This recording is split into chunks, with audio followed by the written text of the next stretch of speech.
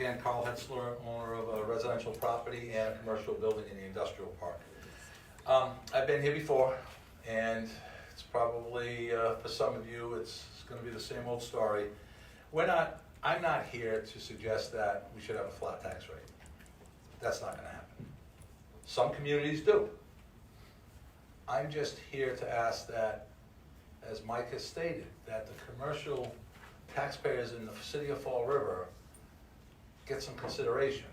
Because as you heard from Mike, we are now the 20th highest commercial tax rate in the state, which includes Boston, Springfield, and other large cities. But we're the 205th from the top on residential. So what we have going on is our residential rate is well below average, and our commercial rate is almost near the top. And that's what the tax shift does, the tax factor. When you set it at the maximum of 1.75, we're not simply paying 1.75 times more. As Mike has pointed out, the residential rate actually goes down from the flat rate, while we go up 1.75, so the ratio is 2.15. We're paying over 2 times more than the residential users. On top of that, you're all aware that we have a rainwater tax. And I know residents pay it too, but commercial users are getting hit very hard on the rainwater tax. That tax does not happen in many of the other communities that we're comparing ourselves to. They're not coastal communities like we are. So on top of our high tax for commercial users, we also have the rainwater tax.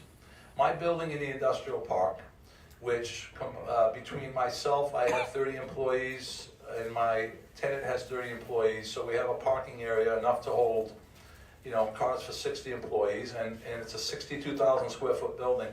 I pay $6,000 a year in rainwater tax, and I pay $60,000 a year in commercial taxes. So that's $66,000 a year, or roughly $1 for every square foot.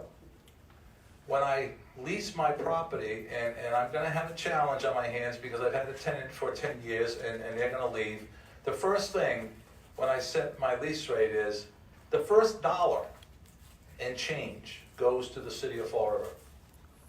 So if I'm lucky enough to get 4 and change a square foot, 25% of that is going to cover taxes on that space and rainwater tax. And that's typical of other businesses in the community too.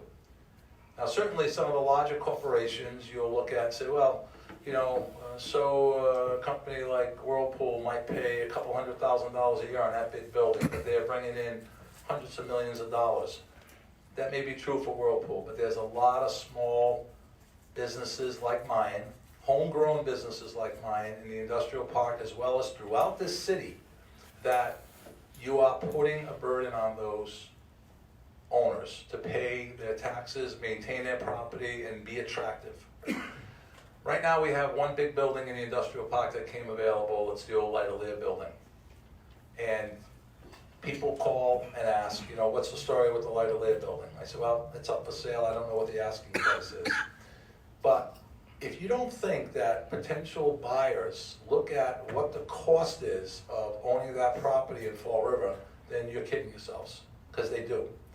And they look at comparative properties in other communities where the taxes aren't as high. And they say, if I'm going to buy a 250,000 square foot building, let me buy it in a community where the tax rate is much more affordable. So what we end up doing in Fall River is a cute little thing we call TIFs. So new businesses that come in, they ask for a TIF. And the city council recognizes that for us to be competitive and get that business to come to Fall River, we have to give them a TIF. So what are we basically doing? We're lowering their tax rate so that we become attractive.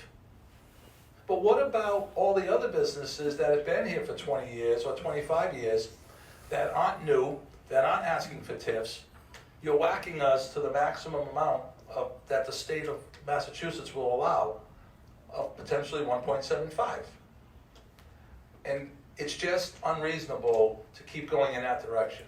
And the last point I'm gonna make is very soon, the city of Fall River is gonna start taxing people for the construction of the new Durfee High School.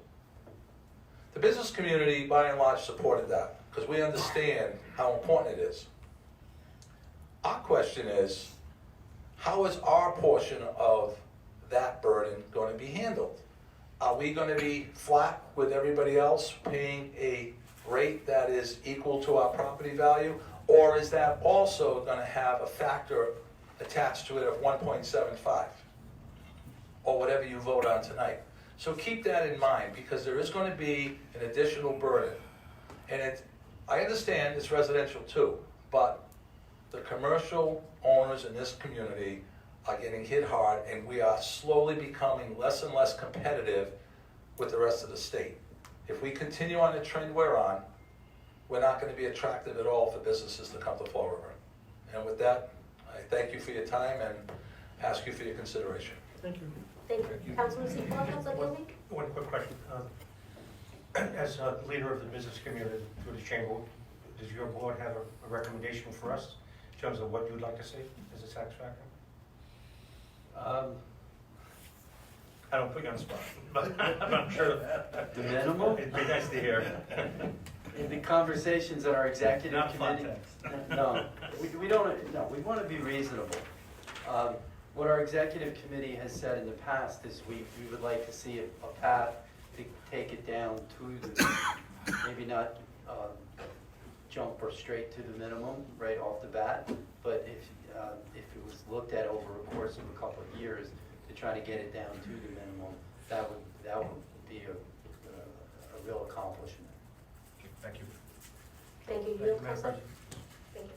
Thank you. Motion to close the public hearing?